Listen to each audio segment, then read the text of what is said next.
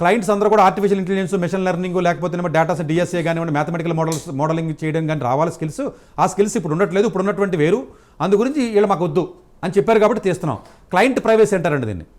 అంటే క్లయింట్కి సంబంధించిన ఇన్ఫర్మేషన్ మేము చెప్పకూడదు, డిస్క్లోజ్ చేయకూడదు, చేసినట్లయితే మాకు ఇబ్బంది అవుతుందని చెప్పి క్లయింట్ ప్రైవసీ యాక్ట్లోకి వెళ్ళి మేము ఎందుకు తీసామో చెప్పట్లేదు, అవి చెప్పకుండా డైరెక్ట్గా ఎగ్జామ్ ఫెయిల్ అయిపోయారు కాబట్టి మేము తీసేస్తున్నామని చెప్తున్నారు. బట్ ఇన్హరెంట్గా ఇంకొకటి ఏంటంటే ఇన్ఫోసిస్కి ఏదో ప్రాజెక్టులు వస్తాయని చెప్పి ముందే ఊహించి రిక్రూట్మెంట్ చేసుకున్నారండి. ఆ ప్రాజెక్ట్ రాలేదు, ఒకటి రెండు అదే అంతే కదండి. మీరు వర్క్ వస్తుందని చెప్పి రిక్రూట్మెంట్ చేసుకున్నారు. ఇట్లా ఐటీ కంపెనీస్లో సర్వసాధారణంగా చాలా ఆస్పెక్ట్స్లో జరుగుతున్నాయి. ఇది ఒక ఓన్లీ ఇన్ఫోసిస్ అనే కాదండి, కల్చర్ పెరుగుతుంది. వర్క్ అవర్స్ పెంచాలనో, లేకపోతే కంపెనీ వాళ్ళు ప్రాఫిట్స్ పెరుగుతున్నాయి, వీళ్ళకేమీ అసలు జీతాలు పెరగట్లేదు. సో దీనికి గవర్నమెంట్ రెగ్యులేషన్స్ ఏమైనా ఉంటాయంటే ఉండవు. ఎందుకంటే గవర్నమెంట్కి డబ్బులు కావాలి, కార్పొరేట్ కంపెనీస్ ట్యాక్సెస్ రావాలి, ఇంకోటి రావాలి.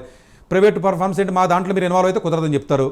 సో ఎక్కడ మన కార్మిక చట్టాలంటే మామూలుగా కార్మికులకు ఉంటాయి.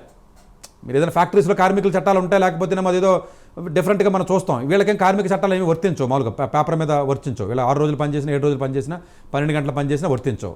సో ఇది మరి ఏదైనా గవర్నమెంట్ కొంచెం అంటే ఉద్యోగం తీసేయడానికి మనం తప్పని అంటాక లేదు, నాకు నిజంగా స్కిల్ లేదంటే తీసేస్తాడు, తీసేమని మేము చెప్తాం, నేనే సపోర్ట్ చేయను.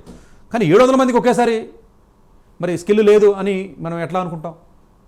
మేబీ 6 months శాలరీ ఇవ్వాలి కాబట్టి బెంచ్ మీద పెడితే నోటీస్ ఇచ్చో, లేకపోతే 3 months ట్రైనింగ్లోనే ఎగ్జామ్ ఫెయిల్ అయిపోయింటే ఇంక రూపాయి అవ్వక్కర్లేదు, ఒకరోజు తీసేయచ్చు. సడన్గా బౌన్సర్లను పెట్టి మరి ఈ విధంగా తీసిన విధానం ఏదైతే ఉందో ఇది ఒక రకంగా కొంచెం ఇబ్బందికరమైన పరిస్థితి. టీసీఎస్ అయితే యూఎస్లో కూడా చాలా మాస్ లే ఆఫ్ చేసింది.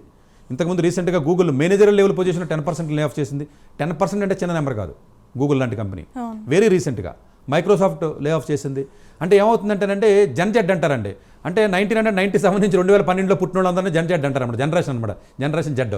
అంటే వీళ్ళు మిడ్ లెవెల్కి వచ్చారు వీళ్ళందరూ కూడా.